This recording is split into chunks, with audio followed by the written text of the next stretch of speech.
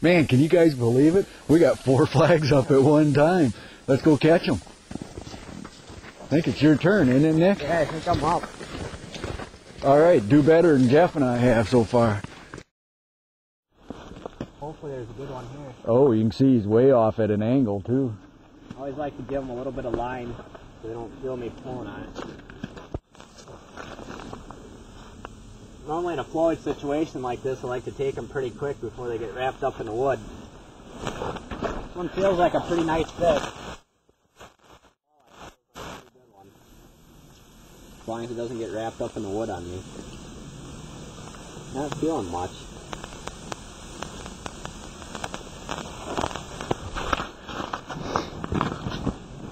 Guess I got a big old stick on him. Boy, he was out there. He had some line out.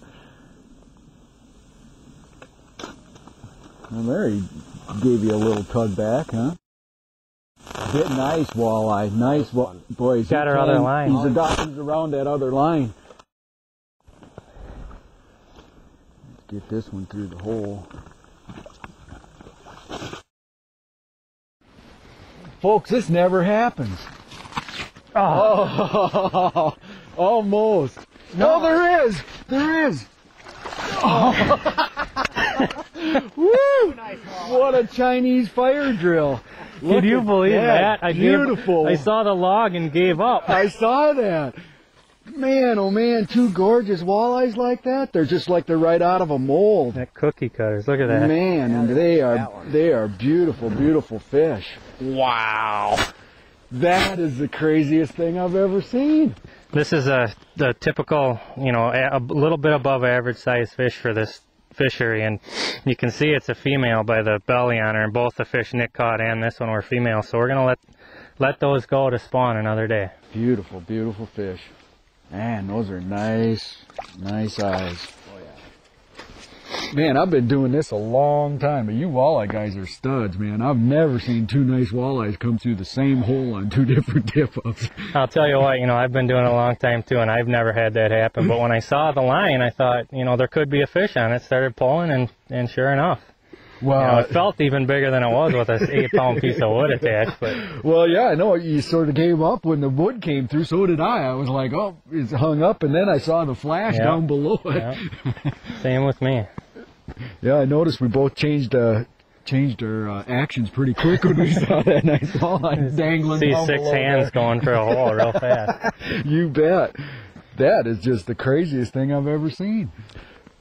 But as you can see with what Nick's dealing with right here, doing it the conventional way is not all bad either, just kind of one at a time. Whew, finally a lull in the action. Things were pretty fast and furious here. We didn't really get a chance to talk about what we were doing. You know, one of the things that really intrigued me was, as I was watching you set the tip-ups up, is that you tended to set the tip-up so that the minnow was a lot higher off the bottom than I ever used to. Yeah, you know, a lot of people believe that to catch walleyes you have to fish within that bottom 10 inches, you know, and that's not true. I tend to err on the higher side. I start with them, you know, sometimes 3 feet off the bottom, 4 feet off the bottom in clear water situations. In fact, one day we were having a real slow day, and I was jigging, and I saw a couple blips on my Vexilar, so I raised the tip up and I put it 3 feet below the ice over 16 or 18 feet of water and started catching walleyes. You know, so the fish were just cruising by underneath the ice. So much like they would be, what we found out in recent years is that, you know, especially in open water situations, walleyes tend to suspend and actually chase bait fish up high a lot more than people think. Yep, and I don't know, you know, I always kind of thought, well, why would it be any different just because there's ice on the lake? You know, if anything, they're more secure with a layer of ice over them. So I started experimenting with that. I'd say overall, putting it 2 to 3 feet off the bottom is where I encounter most of the success. You know, and certainly if it gets real tough, I'll move them right down on the bottom.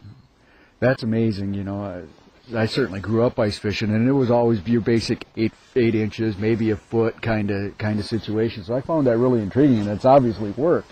I mean, we've had a lot of flags already today. You guys got some other cool stuff that I'd like to ask you about. It looks like you have some pre-rigged leaders, or yeah. What I got here is some pre-rigged leaders that I made for basically when it gets a lot colder out and you don't want to fumble around retying new hooks and whatnot if you have to bite a hook off on a fish that's been hooked bad, or if it's a northern or whatnot. So what I got here basically is a 3 or 4 foot leader of 10-pound mono with a size 8 to 10 hook, and I also got a little bead on there for some added attraction. Some guys use them, some guys don't. This one's glow in the dark, so towards evening it gives a little bit of a glow off. And that just slides up and down on your line. Yep. Just kind of free floating. Huh. It eventually ends up right next to the minnow. Then on the end of that 3 to 4 foot leader of mono, I got a barrel swivel on there. And then on the end of my tip up, I got a snap where I can just snap that in there and I don't have to worry about retying then. And it works out real well when it's cold. And I just got a decent sized sinker on there to take a nice big lively 4 to 5 inch minnow down like a red tail to keep him close to the bottom, and from swimming out too far to the side where he could get hooked in the wood or weeds if you're fishing in small pockets of weeds and things like that. That's really a good point. I mean, we're fishing with some pretty good sized baits today, and with a good selection of big minnows. And you know, a lot of times people tend to put a little tiny split shot on there, and really the purpose of that weight is to anchor that keep that minnow where you need to have it, right? I found that when the walleyes are off, the more weight you put on, you can catch them because you're anchoring that minnow in one spot. In other words, the less weight that you put on, the bigger perimeter that minnow can cover. Mm-hmm. Now, if you put 3 8-ounce BBs evenly spread on your leader, you know, that's going to anchor that minnow right where you want it. You know, so that I usually start with 2. So it slows that minnow down for inactive fish. They're not going to want to chase that thing just darting all over the place. Exactly.